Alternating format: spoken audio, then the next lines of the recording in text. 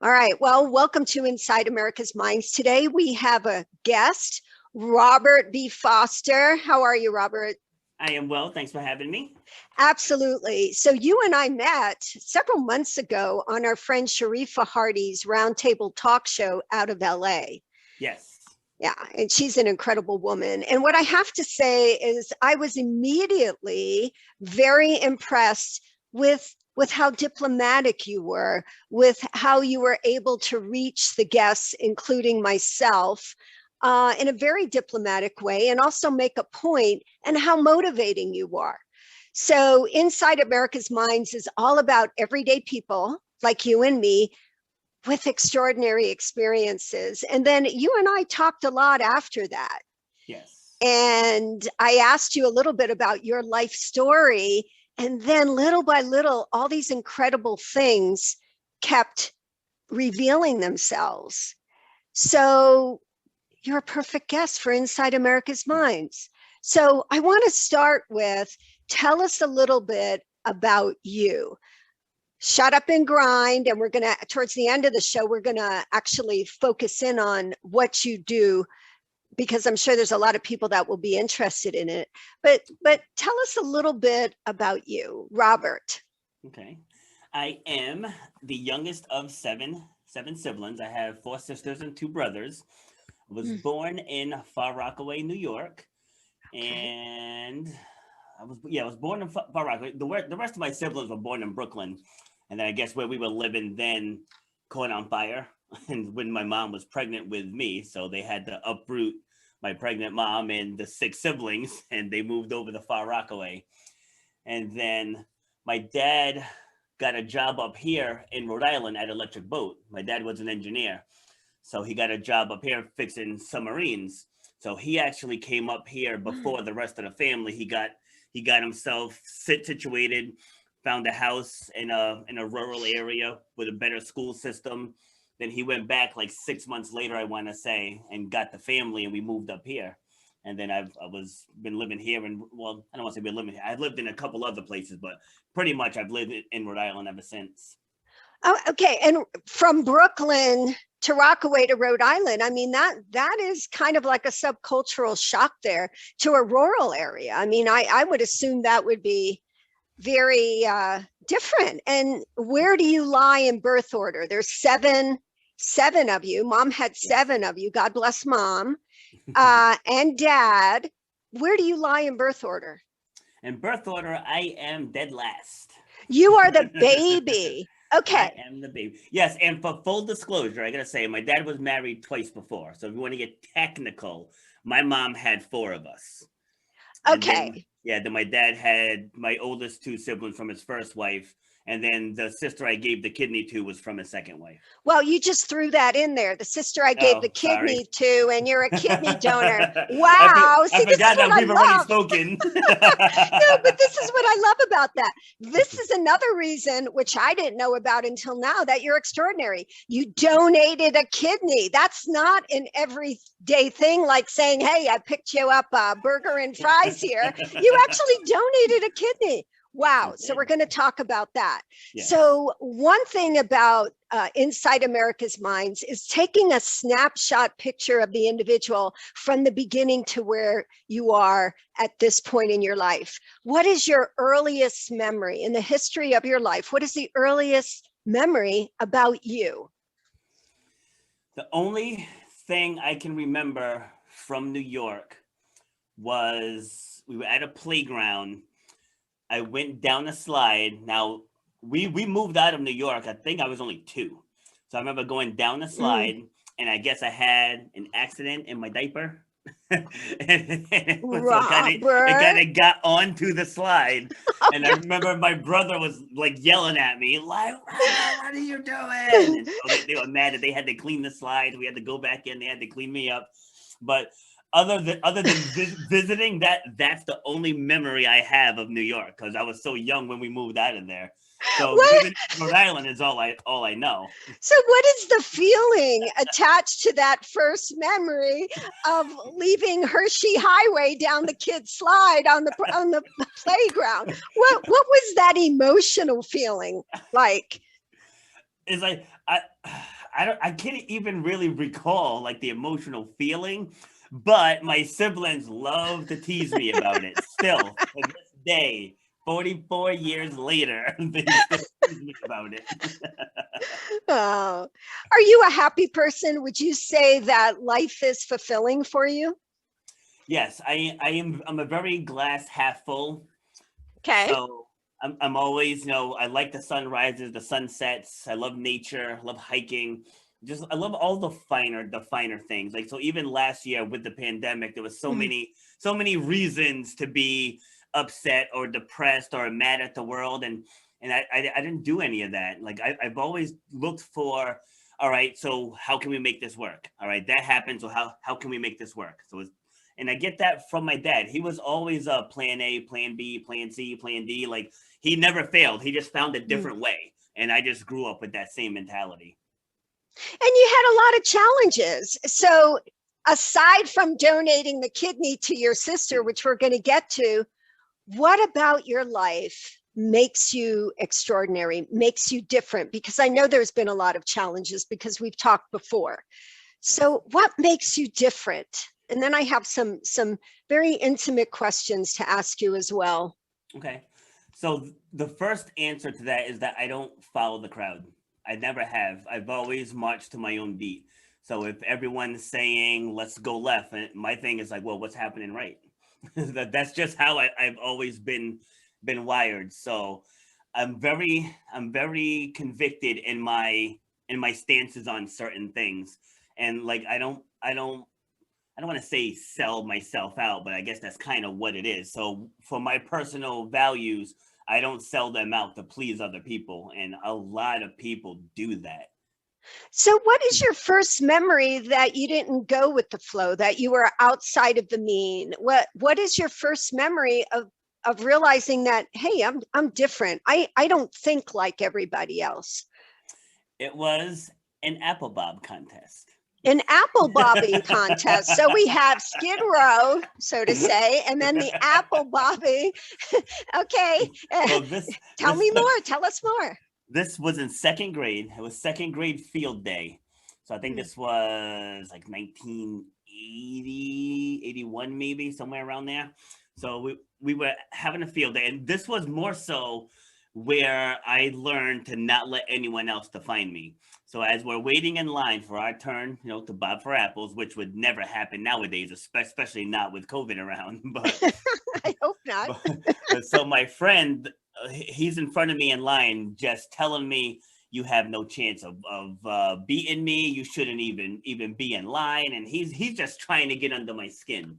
And You he's know, your friend. yeah, Okay.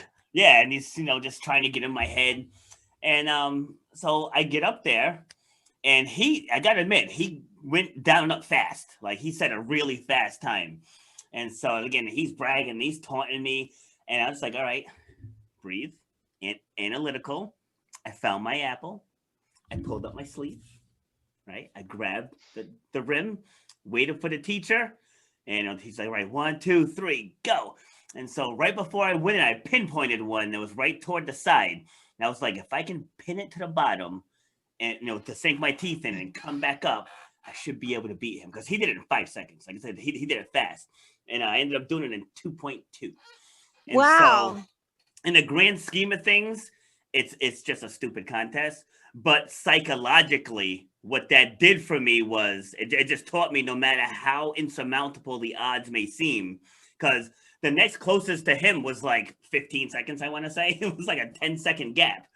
And so, like, just Okay. no matter how stacked the odds are against you, there's always a way to get through it.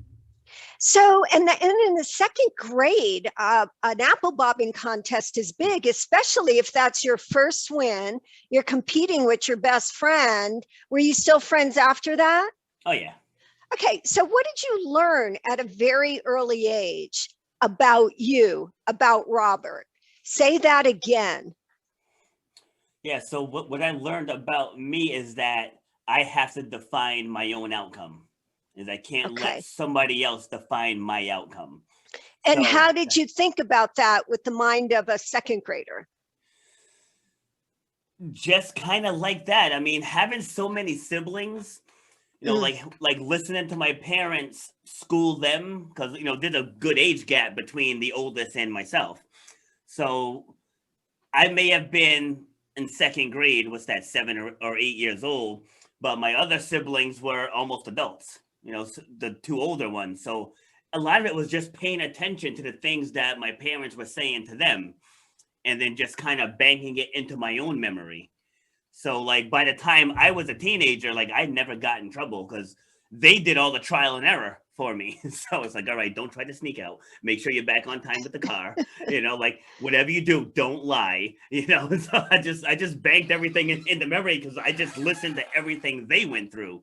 So that Mm. helped. So that helped to shape my own mindset about just staying on the positive and doing what needs to be done, to achieve whatever your goal is. Now, you and I also had a discussion some time ago that, and I don't know if this is the appropriate word, correct me if I use the word biracial inappropriately, but you had said that. You said, I'm biracial. And we were talking about stereotypes at Yeah. the time we were having this conversation. And tell me about that. All right. So I'm half black, half Puerto Rican, Okay. and for me with stereotypes, I think a lot of it's how you're raised, Okay. and that's not always a popular opinion, when you're a person of color, because like people want you to be mad and oppressed, and but that's just not me. Like that's not how I was raised. So one quote that my father said that I'll always remember, he said, people will always see the color of your skin. He said Mm. it's up to you to help them see past it. So in adopting that mentality, it's on me to make people see me. If all they see is the color of my skin, then I'm not putting forth my best self And how do you identify yourself? as an American.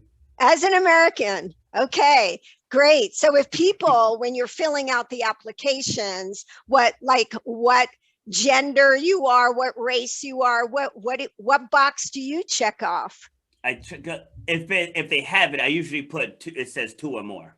Two or more. Now, before Yeah. they had two or more, before we were kind of including everybody, and there was an increase in awareness of representation, what would you check off? Hispanic, Puerto Rican, African. Hispanic is technically an ethnicity, so they Okay. don't count it as a race. So it would be black of Hispanic origin. Wow. All right. All right. So and thank you for helping me better understand that, because everybody's different when I ask that Yeah. question, the answers are usually different. So Yeah. when was your first memory, again, in the history of your life, that there was prejudice, that there was racism? Well, I mean, to me, there's different definitions of it. Okay. Because for me, if I have a disagreement with a white person, that to me that doesn't make it a racist interaction. Or if I have an altercation with someone, that doesn't make it racist. So one for me, I was in high school and I went to a predominantly white school. So there was like myself, my siblings, and some Indians. Everyone else was white.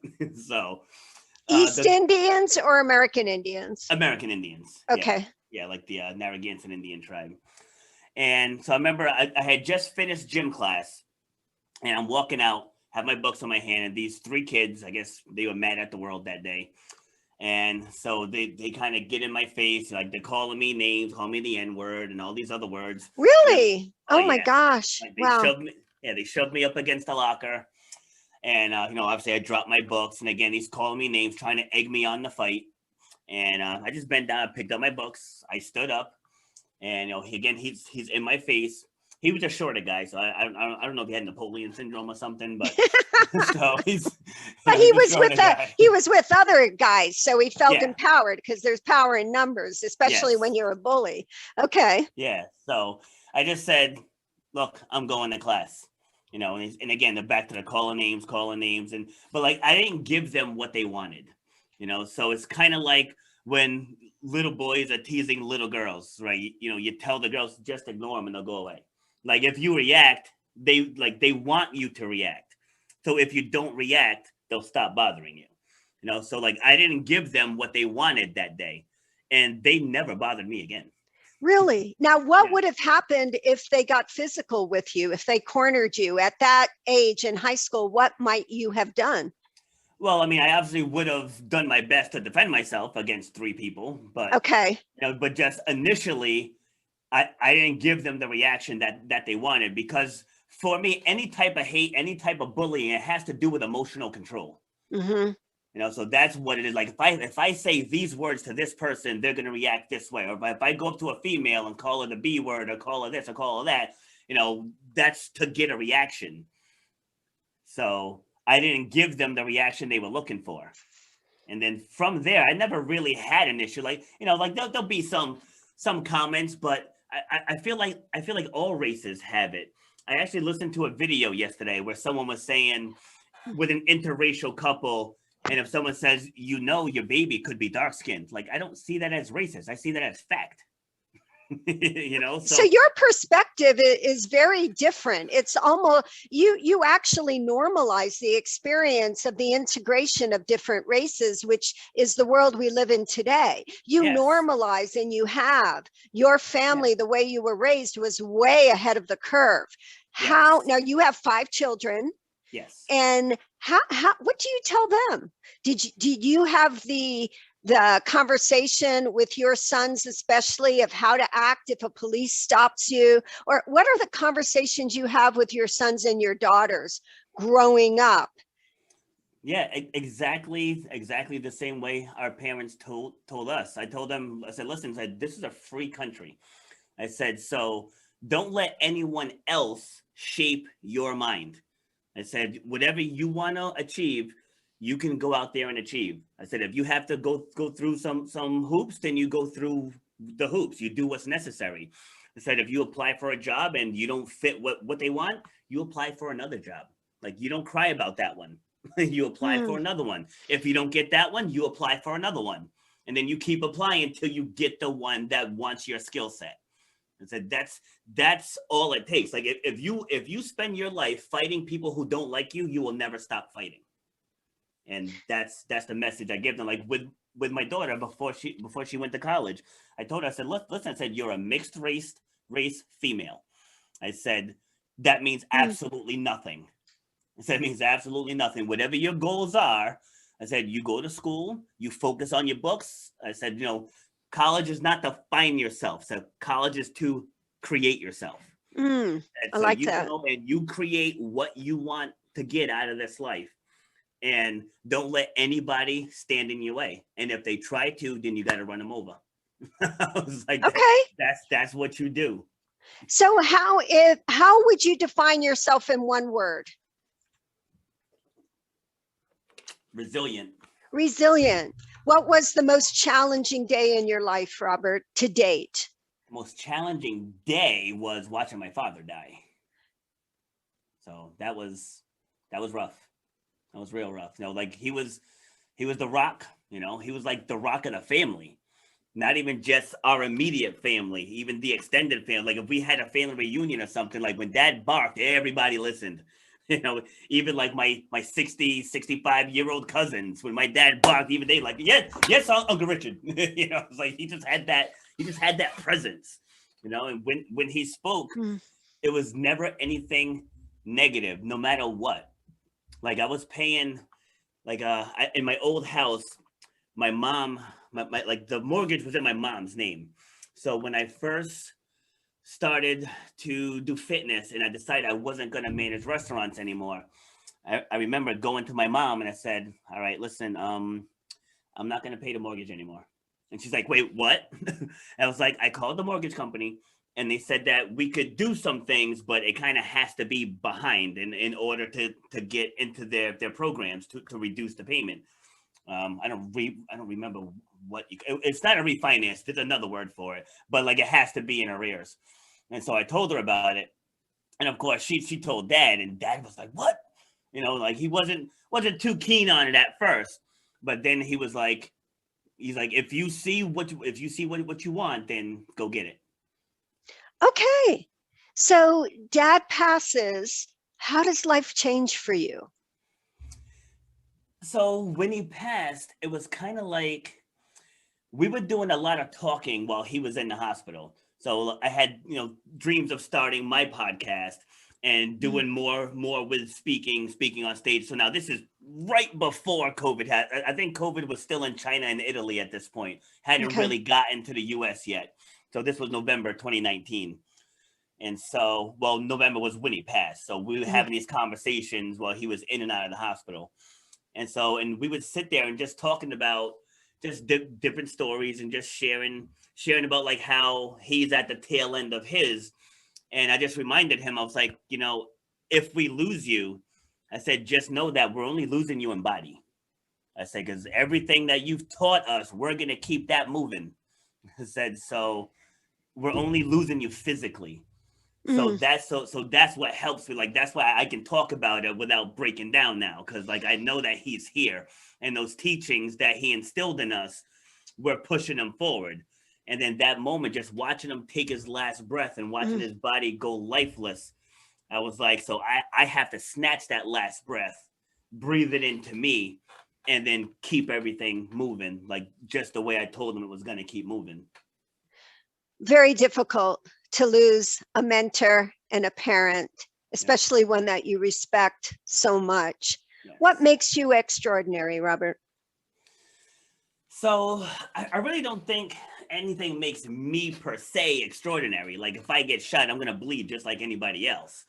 But I think I have an extraordinary ability to get people to believe in themselves, Yes. and that started as a sports captain. Back in elementary school, but more so in high school. Like I remember, as I told you, I grew up in a very rural area. And so we were in one of the championship meets for track and field. And one of the city schools from up here at this end of the state, they were seated first and they had a solid team.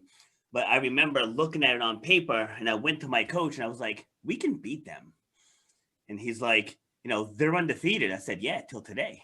I'm like, we can beat them. And so, we started looking at our roster and I was like, all right, so they're going to win here. I'm like, but if we take second and third, then we still match them in points. And we just got all into like, the psychology and the sports of it. And so it's like, all right, I said that, my events are going to be on lock. So I got that. Like, we know the sprinters are going to do this. Like, we need these guys here to step up and these guys to step up. And then I just kept going around to the whole team. I'm like, guys, we can beat them. I was like, you just have to believe. I'm like, Chris, can you get third in the hurdles today? So and so, can you get fourth place in the pole vault? It's just like you don't have to win. You just need to get fourth. And then we pulled. It came down to the last event, and usually by the time the last event's here in track, like once people do their event, they leave. It's not like basketball or soccer where the whole team stays together the whole time. But not one person left. Like we had everyone bought in that we could slay Goliath. And we ended up winning. So, what's the message in that to other people? As I said earlier, is to not let other people define your results. And too many times people let other people clip their wings. So if there's like a case in point, I was speaking at I believe it was a fourth grade school pre-COVID. And I was just going around asking the kids what they like to do. And one little girl rose her hand. She's like, I like to sing. And I was like, would you like to sing for us? And she's like, no. I'm like, why not? She says, because people might laugh at me. Yeah. And that's what I mean. It's like people hold back their greatness out of fear of what other people might think. So, how do you teach people to let go of that fear or to take a leap of faith in themselves, to go to take that first step? That's what your company's about, which we're going to get to in a little bit. But Yes. how do you teach people to do that? Because what we're talking about is an emotion that becomes a very distorted thought, cognitive distortion. So taking that feeling versus fact, how do you bridge that? And that's the difference with the extraordinary people, is they actually take that leap of faith and they go for it. How do you do it? How do you teach them? Well, the first step is to understand how we're programmed. And we are programmed to stay away from pain and things that scare us. Mhm. We're just programmed. If you think back to the caveman days, or just think of a squirrel. Like, the squirrel is the most stressed out animal out there. It's like any whit where you walk there, they're running up trees and stuff. And we have a touch of that too, even though we have houses and locks and everything else now. But way back in the day, we had to be on the lookout for danger. And so that's what makes up our minds now. So understanding that is when you're presenting someone with a challenge, you have to really highlight the benefit of achieving it. And you got to make sure that benefit outweighs their fear. So the benefit outweighs their fear. Yeah, because the fear is going to be there. So you have to really sell the benefit. Okay. What do you perceive as the biggest challenge that human beings face today? The biggest challenge that human beings face today is, again, just following the herd and people not thinking for themselves. So people say all Republicans are racist, so all Republicans must be racist. It's like what can you base that on? Or even better. I was on a panel this past Sunday. It was based out of the UK, but they had people from England, Ireland, the US, South Africa, Australia. Nice. Like it was like a worldwide panel. And so the premise of the show was, is social media influencing a real job? And then as people were given their takes, several people mentioned about doing research, and BLM was mentioned a couple times. And so Black Lives Matter? Yes. Okay. So I etched that into my memory because I have specific stances on that organization. But anyway, so then BLM was mentioned for like the 5th time now. And so I chimed in. I said, so I just want to ask everyone a question, because you're talking about research. I said, how many of you here support Black Lives Matter? And all the hands go up. And so I was like, all right. I said, how many of you have researched the organization? And then I think maybe a third of the hands went up. So it was 100% a second ago. Now it's down to 30%. And I was like, how many of you have donated money to Black Lives Matter? Only one hand went up. Interesting. And so then I said, do you know where the money goes? And only one person said that they knew. No one else knew. But like, if you really dig deep, that money goes to Democratic politicians. So they raised $1 billion. They didn't renovate not one school, didn't give not one scholarship, didn't fix up not one project housing, nothing. Like, that money goes to politicians. And so people are rioting, breaking up businesses, ambushing police officers, thinking that they're doing it for the betterment of Black lives. And it's really to support politicians. And like, that's what's wrong with people nowadays, is they are so quick to jump on somebody else's word instead of taking the time to do some critical thinking of their own and formulate their own opinions. How did the international group that you were on the podcast with, how did they respond to that? There was like mixed reviews. Because I noticed it's kind of like the whole mask, non-masking thing, to vaccinate, not vaccinate with the pandemic, that it's a very personal and a very emotional decision or perception coming from that primal part of the brain, which is difficult to rationalize because it's a different part. Yes. So, in the Black Lives Matter, the originators, it was an extension of all human lives, as well. But it's so hard to change people's belief systems. So hard. Yeah. And well, you hit on the key word with rational. So, there's rational, there's emotional. When it comes to these things, most people respond emotionally. It's like they don't respond rationally. Like when that whole thing with George Floyd came out, like everybody was freaking out. And my thing was, I was like, how did it get to that point? I mean, obviously the cop being on his back was absolutely despicable and nobody deserves that. But my question was, how did it get to that point? I say, because that can't be the whole video. Whereas everyone else was taken to the streets and burning stuff. And I was like, I need to see the whole story. It's like before I formulate any type of an opinion. And I think that's a lost art nowadays. It's like people just want to be mad about stuff.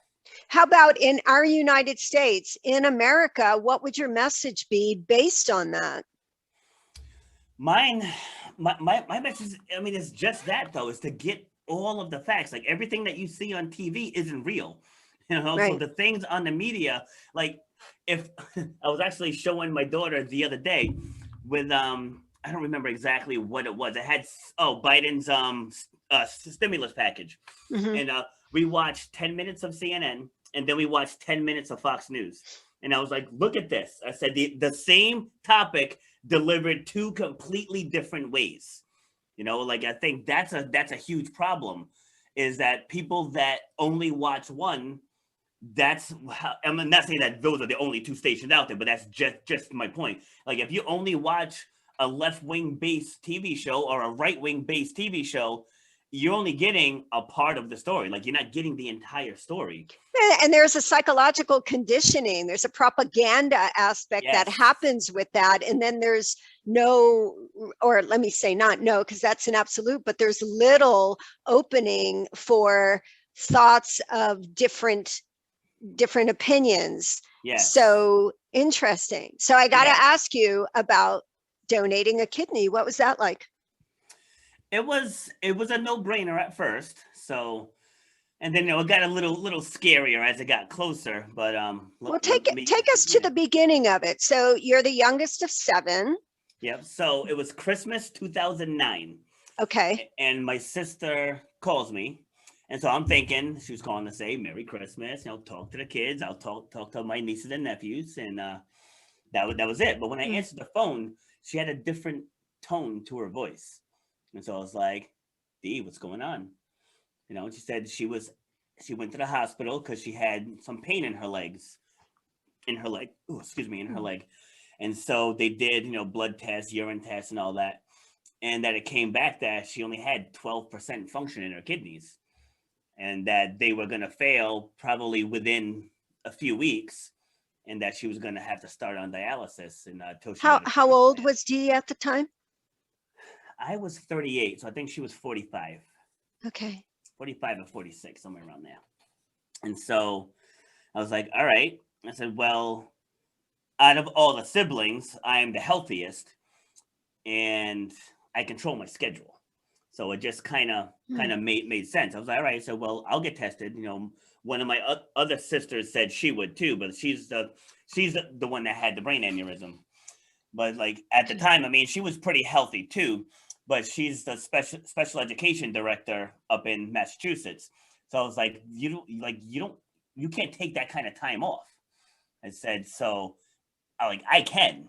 And then my other brother, at the time, he was the only one of us that didn't have any kids. So he's like, I'll do it, but he was just not healthy at all. So it just made sense that I get tested. So if I get tested and I'm not enough of a match, then we'll talk about, someone else stepping up and doing it.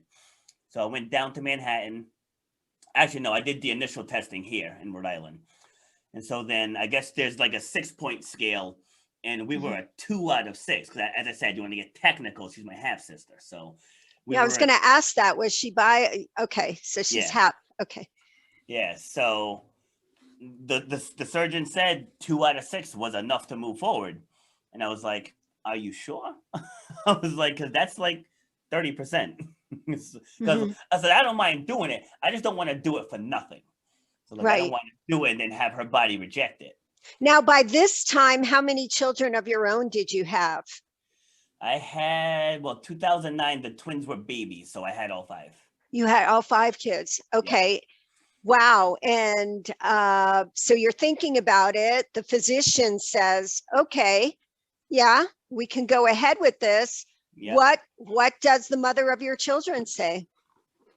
There really wasn't much she could say because. So you were going to do it. Like if it was reversed and she said, I'm giving my brother a kidney, like what can I say? Okay. Like that's your immediate blood brother. So then what happens? Take us down, because that's a very, wow. Let's hear it from you. So take us through that story. All right. So what made this one interesting was shortly after I went to New York to get the testing from the actual surgeons that were going to be doing, well, my part of the surgery. She ended up getting sick, and she caught a virus. So we couldn't do the transplant until the virus was fully out of her system. Mhm. So this was early 2010. The virus didn't leave her system until April 2011. Oh my goodness. And she survived it though. Yeah. Yeah, but like the dialysis was making her very sick. And so Yeah. now in the first couple tests, I didn't see her because at the time she was living in Queens and the testing was in Manhattan. And I was just taking day trips, just, jetting down early in the morning. It's about 3 hours from here. So I would jet down early in the morning, get the testing, and then come back up here. So like I didn't have time to be spending overnight or fighting the traffic to get through to see her. So the first time I saw her, it was heartbreaking because she just looked beat up. Mm. She looked beat up, just like emotionally spent, physically spent. I saw my brother-in-law and my niece, like just the looks on their faces. I was Yeah. like, all right, I was like, we have to get this done. And so just shifting gears really quick, but it's relevant. So I started doing minor league professional wrestling. Like I've always had a little fascination with it, You like got a that. lot up your sleeve that you've done. like that entertaining wrestling, like the Hulk Mhm. Hogan stuff. So, Yeah. like I started out as a referee just because I want to be around it. But then I was like, I can do this. I was 38 years old. I'm like, I can do this. Oh, wow. Okay. Yeah. And so I did it for a little while. Like it's brutal. Let me tell you, like what you see on TV, it's brutal. So I see why these guys have a lot of problems later on in life Yeah. because Yeah. it's brutal. So anyways, because as I said, it took a year for the virus to leave her system. So now we're into 2011 and we don't really know what's happening. And I had signed on to do a big wrestling show for this promotion. Hmm. And it was in early May. So she gets the call in April that it's all clear. And I was one of the featured acts in this show. And so when she told me, she's like, yeah, she's like, we can do it like as early as next week. And I was like, I got a about that. wrestling tournament. Yeah, I was like, about that. Yeah. Because like it's a show for charity, like we put on the show for disadvantaged kids. And you do a lot of charity work too. I have to say that. You do a lot of charity work. So a decent amount. yes, and that's so commendable. So here you are, caught between donating a kidney for my sister D or a wrestling tournament for charity. What happens then? Yeah, so I was talking to her about it. I was like, I already committed because like I held one of the championship belts. So Did like you? yeah, Okay. so that's a big deal, So to just not be there, I was one of the I wasn't the headlining act, but I think I was the second one.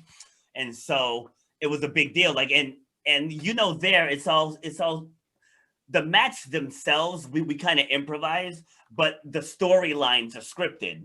And so like someone else couldn't play my storyline the way I did because it was written for me, and I had my group of kids that they were just, even though I was supposed to be a bad guy, but the kids loved me. So yeah, the story, people forget that there's storylines behind yes. these matches. Yeah, okay. It's like I was supposed to be booed and the kids cheered for me every single time. But anyway, so it's like she was mad at first. Like she was mad when I told her. I was like, D, like it's been a year. I'm like, what's 3 more weeks? It's like 3 more weeks. Let me do this show, like, because I committed to it months ago. It's like we had no idea what your timeline was gonna be. And so, like I said, she was mad at first. And a couple of days later, she called me back and she's like, you know what? She's like, you're doing this for me. She's like, you're putting yourself at risk for me. She's like, I can suck it up for a few more weeks. Go do your show, and then we'll do the transplant. So I got a blessing to go through and finish, which was good. And how did you do in the match, the wrestling show match? Well, it's like I was scheduled to lose because of the Okay, so you surgery. did lose. Yeah, Okay. yeah. So I So was I got to scheduled to ask, lose. do they pay you the same with that, or does there, or because it's for charity, how does that work real Yeah, quick? no. It's like we did everything for the kids. Yeah, so like I just wanted to do it because it was fun, So like I didn't do it for any pay. It You was could have just for been fun. hurt. And that's the one thing I know about you is you're all about giving. So talk to me about the days leading up to the actual kidney transplant where you're going to donate this kidney to your sister D. Okay. Yeah, and so just to put the closure on the wrestling story, so it's like yeah, I lost, but I lost on a technicality because they wanted to leave the door open in case I wanted to come back. Mm. So they had it to be almost like a double count out where we both stood up at the same time, but they said he stood up first. So they Okay. so they left some controversy in case I wanted to come back after. So anyway, so we left that one kind of on a cliffhanger. But now like I was good up until a couple days prior. Then I started getting nervous because now it's like, all right, now it's real. So And you have 5 kids at home. yeah, and it's just like, so what if one of them need one, and like Right. now I Yeah. don't have my spare anymore because my sister, her son, my nephew ended up needing a transplant also. Really? So is there Yeah. some genetic component with the kidney disease Yep. or Well, the one that she has is genetic. That's okay. why that was why he got it.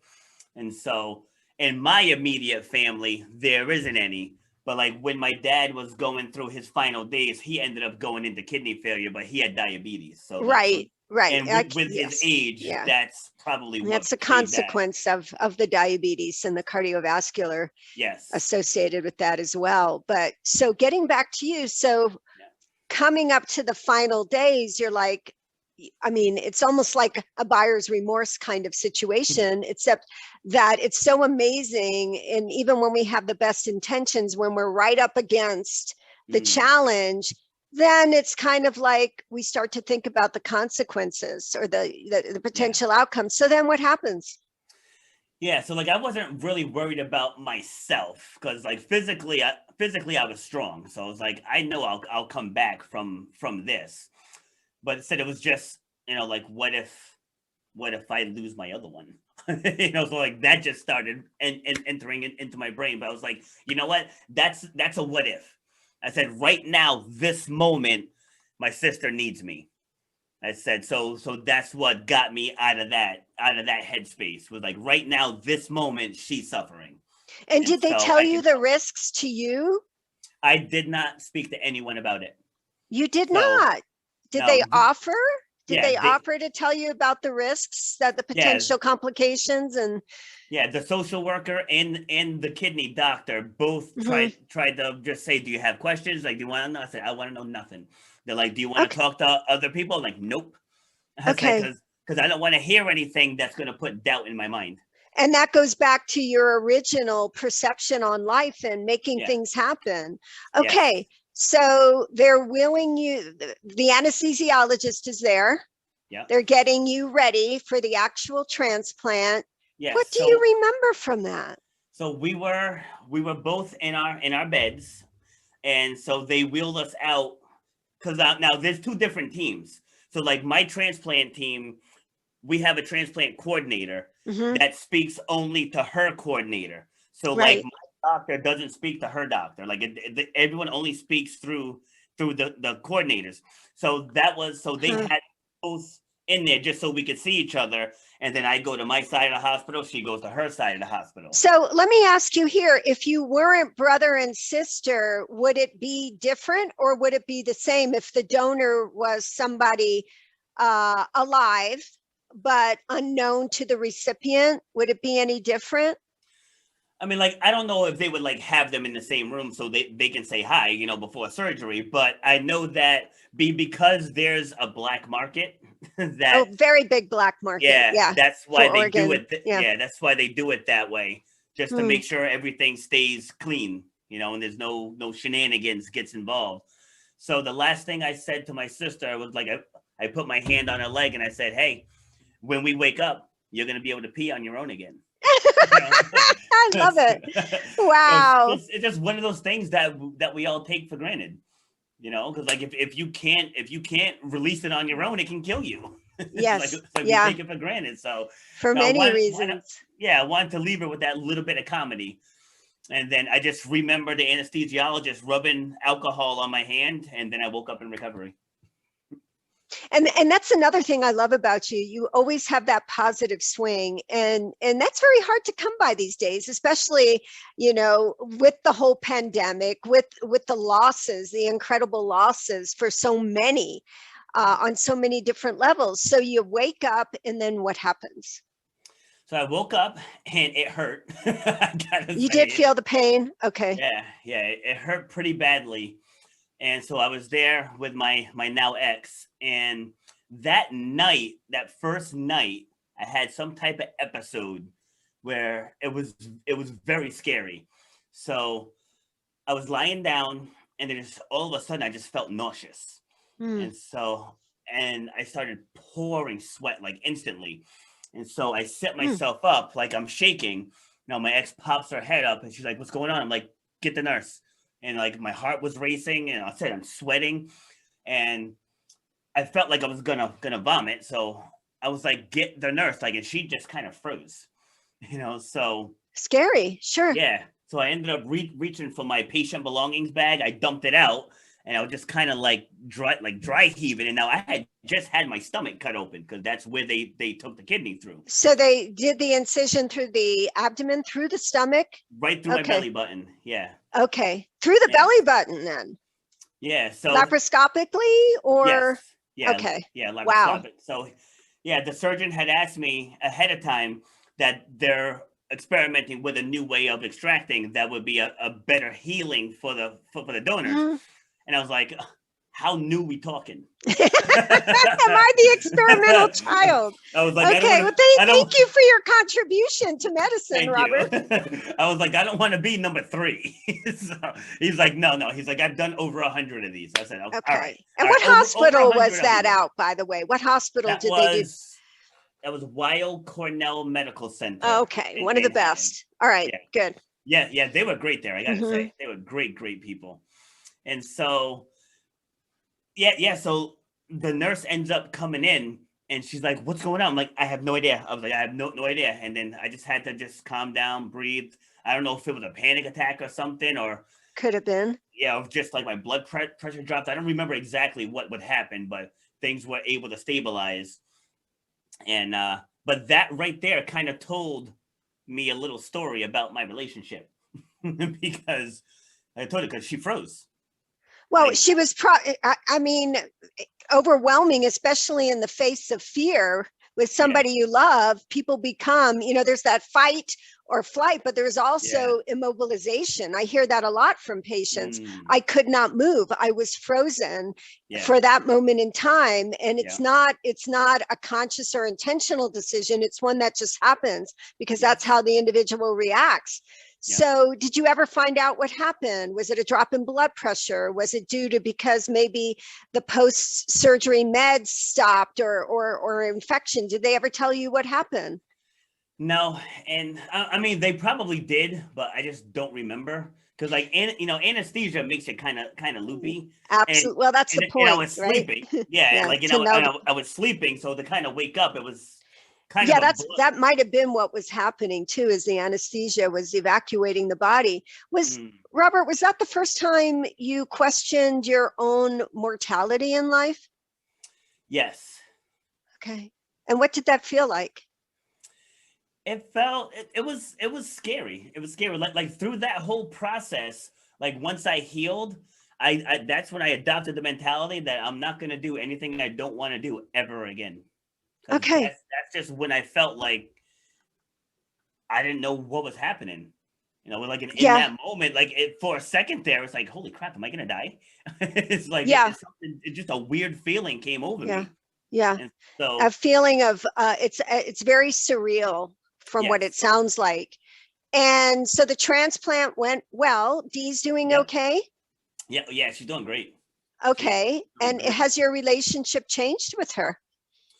Well, no, because like we rarely see see the New York peeps. Okay. We'll get together once, maybe twice a year, but like we were always close. But like I'll tease her every now and then, where she's like, "Oh, so and so has my heart." I said, "Yeah, you have their heart, but you got my kidney." I was like, "Don't forget that."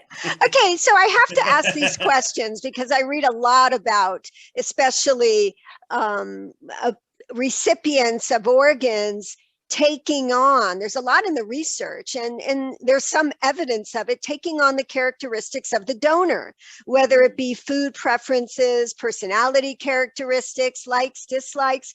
Did any of that happen that you're aware of with Dee? Well, honestly, every one of my siblings our personalities are all very similar.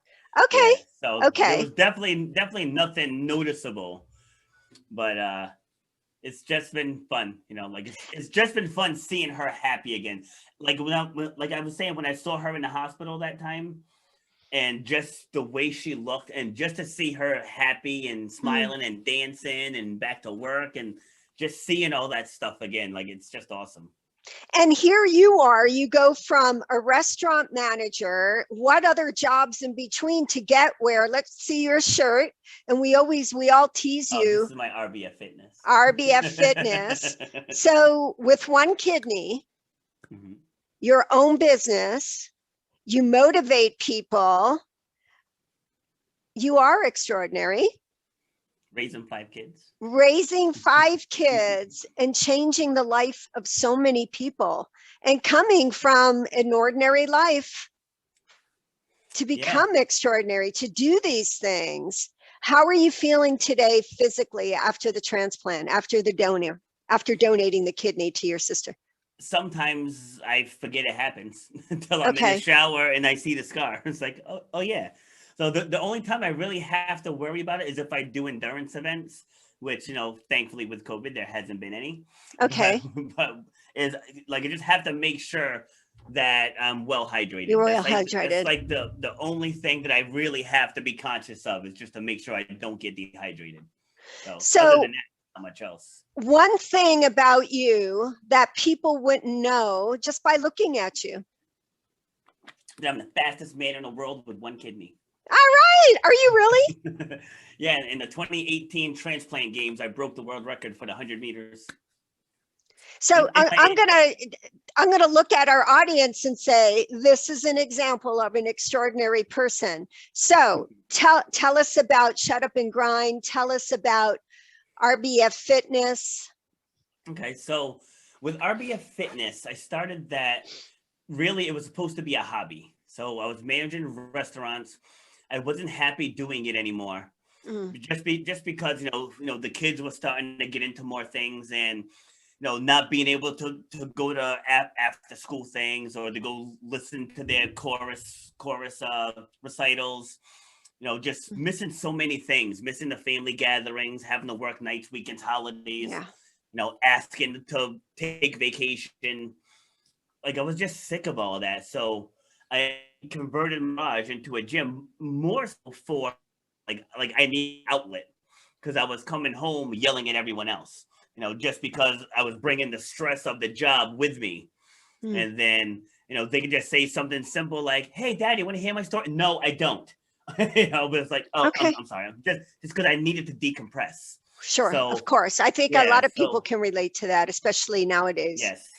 Yes. So I would come home, say hi to everyone, and then just go out into the garage and just start, lifting weights, boxing, or just something. Then I'd go back inside with a clearer mind.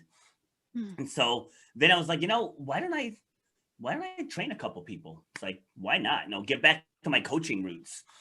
So I put an ad out on Craigslist, and I actually got, and this is his term, a midget professional wrestler. He was my very first client. He was a little person then. Yes. Cool. Yep, Okay. short sleeve Samson was his name. Oh, I love it. And Okay. yeah, it's like he actually, working with him is what got me thinking about doing it. Because Hmm. at the time he was in his 30s as well. So I was like, maybe I'll give it a go just for a little bit, just so I can say I did it. So from him, I got my first female, this woman, Allie. And then from Allie, I got 14 other people. And then next thing you know, I'm making close to what I'm making with my management job, working 60 hours a week, working 3 hours a week, doing fitness. Wonderful. Okay. Yeah. So then the universe spoke because I lost my management job. Completely blindsided. Like I didn't do anything wrong. Said this was 2009, again, the height of the recession, and just made a lot more money than the assistant did. So cut me and they let her go. Also, I uncovered a little embezzlement thing they had going on. So that probably didn't work in my favor either. Probably not. Yeah. Like I uncovered it I thought I found a good thing. I was like, hey, look, I found out what's happening. 2 weeks later, I was gone. See, that's another thing we love about you is that you have these little asides that are so monumental. So then go ahead. So you find out that this is something that would actually work, that you're good at. You can help people. And then what happens? Yeah, well, I wasn't initially sure how to grow it because I dropped out of college. Okay. So not once, not twice, but 3 times. See, I'm consistent. Yep. And it's like I really didn't know much about marketing. I didn't have the best credit and I had no savings. So it's like, how am I going to do this? And you have 5 kids and a mom. Okay. Yes. See, so the mom wasn't really on board with this plan. Like she just wanted me to go back and manage restaurants again because for the stability. And I was like, yeah, but you even said yourself that I'm coming home miserable. So why do I want to keep doing that just for money? Like there's got to be other ways to make money. I said, so through this process, I figured out I'm good at getting people to believe in themselves. I said, so let me just keep doing that. And then it's like, then we kept growing. And then it got to the point where 2 of my clients approached me and were like, why don't you have your own place? And I was up front. I said, stupid decisions when I was younger are biting me in the tail now. I said, like, there's no way I could get a loan if I wanted to. And so those 2 got together. We met up. They invested money and we opened up Rbf Fitness as a standalone location, 5,000 square foot, beautiful facility. In Rhode Island. In Rhode Island. And then you also do podcasts. You're an inspirational and motivational speaker. Yes. Yeah, I want to. Oh, actually, here I can actually show you. This is what the gym looked like. Yeah, it's so great. Yeah, it was really nice. So, and that's your heartbeat. On the recording, I know on the recording they won't be able to see that, but that's what it. Wow, I get to see it, and that's great.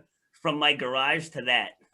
Where can people get a hold of you, Robert, if they want to have you as a coach to learn to market their product or their idea for nutrition, for health, for exercise? Where is what we're seeing now? Shut Up and Grind. Best would be just to go to my website, robertbfoster.com/speaker. Can you repeat that again? Absolutely. robertbfoster.com/speaker. Okay. And I want to thank you for being on Inside America's Minds. I know you have helped me immensely, and I want to thank you for that. And it's a privilege to have you on this show. Is there any final message that you want to give to our audience? So the whole essence of Shut Up and Grind, it started a decade ago. I actually had an online show called Shut Up and Exercise.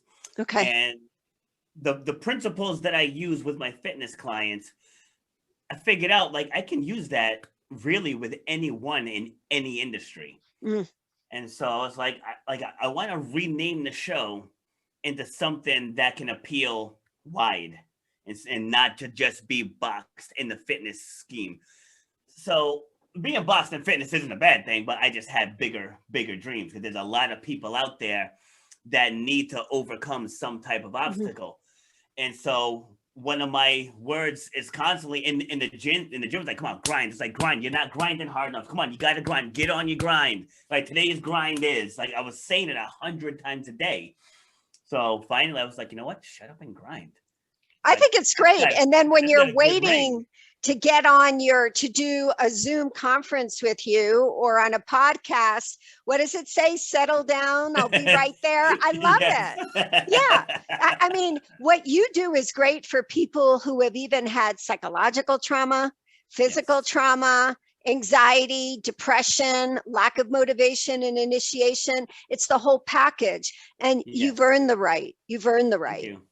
Yeah, there was one of my clients. He lost his son when he was only 9, and so like he goes through moments where he just doesn't have it. So we were doing a big class this one day, and I see him up against the wall, and so I go over, like I put my arm on him, like, B, what's going on? And he's like, nothing. He's like, I'm just missing my son. And I was like, no, I've never lost a son. So like I will never try to understand what that feels like, but I have lost people. And so I went over to him and I was like, hey, you realize he's watching you. I was like, what do you think he's feeling watching you like this right now? I was like, he wants to see his father be a badass. I said, he wants to see his father crushing life. I said, so I think you need to get off of this wall and make that boy smile. And he's like, you're right. He's like, you're absolutely right. And then he just completely perked right back up. Because like, that's what I do when I have moments where I miss my dad. I can just hear his voice. What the hell you down there crying for? What's all that crying gonna do? Like, I can just hear him, So. And see, I have a vision of my dad saying, Jody, I love you, but I don't get it half the time, and I miss that. I would do anything for that moment in time. Yes. You're amazing. And again, thank you so much. It's been, pleasure. Like I said, a privilege and a pleasure to have you on the show. All right. We'll talk soon. All righty.